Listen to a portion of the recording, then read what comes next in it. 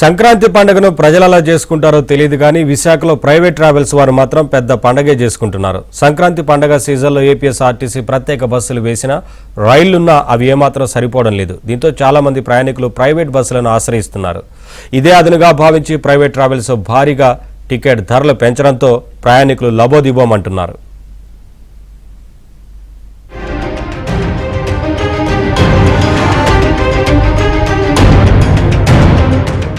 తెలుగువారి అతిపెద్ద పండుగ సంక్రాంతి వేళ విశాఖపట్నంలో ప్రైవేట్ ట్రావెల్స్ నిర్వాహకులు పండుగ చేసుకుంటున్నారు.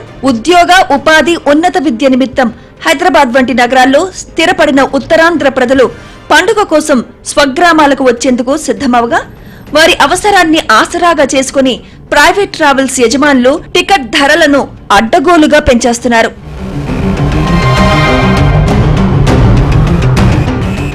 సాధారణ రోజుల్లో హైదరాబాద్ నుండి విశాఖకు ఏసీ స్లీపర్ టికెట్ ధర 1300 నుండి 2500 మధ్య ఉండగా ప్రస్తుతం సంక్రాంతి రద్దీని బట్టి ఈ ధరలను రెట్టింపు చేసేశారు.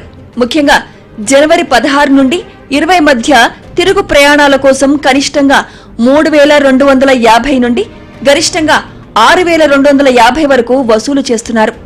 వరుస సెలవులు రావడంతో ప్రయాణికుల తాకిడి పెరగడాన్ని ట్రావెల్స్ నిర్వాహకులు పూర్తిగా సొమ్ము చేసుకుంటున్నారు.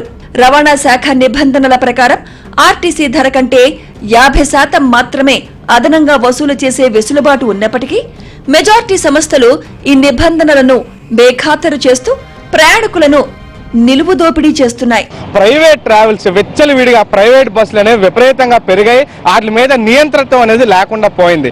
ఈ రోజు ఎవరికి నచ్చినంత వాడు విపరీతంగా భారీగా వసూలు చేసుకుంటే పేదవాళ్ళు బస్సుల్లో జర్నీ ఎలా చేయగలరు? అలాగే విద్యార్థులు విశాఖపట్నంలో రూరల్ ఏరియా నుంచి వచ్చి చదువుకునే విద్యార్థులు పండక్కి ఊర్లు వెళ్ళాలంటే ప్రైవేట్ బస్సుల రేట్లు ఇంత వేలగా పెంచితే వాళ్ళు ఊర్లు ఎలా వెళ్తారు? ఆ రేట్లు పెరగడం వల్ల దాదాపు చాలా మంది విద్యార్థులు ఇప్పటికి కూడా గవర్నమెంట్ సంక్షేమ హాస్టల్లోనే ఉన్నారు. ట్రాన్స్పోర్ట్ రంగం దాంట్లో ఈ ప్రైవేట్ బస్సులు సరైన నియంత్రణ లేక ఎప్పుడు ముక్కడో విపరీతంగా డబ్బులు ఈ వెళ్ళే జనం దగ్గర ఇళ్ళకెళ్ళే జనం దగ్గర వసూలు చేయడం అనేది చాలా అన్యాయం. దాని మీద సరైన నియంత్రణ ఉండాలి.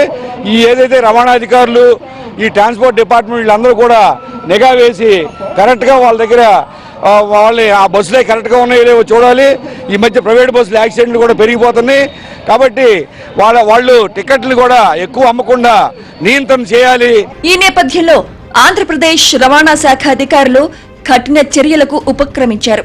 విశాఖపట్నం పరిధిలో ప్రత్యేక తనిఖీ బృందాలను ఏర్పాటు చేసి ప్రధాన కూడళ్లు, టోల్ ప్లాజాల వద్ద బస్సులను తనిఖీ చేస్తున్నారు.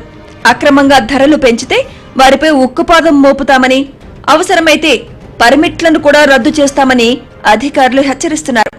ప్రయాణికుల సౌకర్యార్థం ప్రత్యేక హెల్ప్ లైన్ నంబర్ను కూడా అందుబాటులోకి తెచ్చారు. అధికారుల హెచ్చరికలు ఏ మేరకు ఫలిస్తాయో చూడాలి మరి.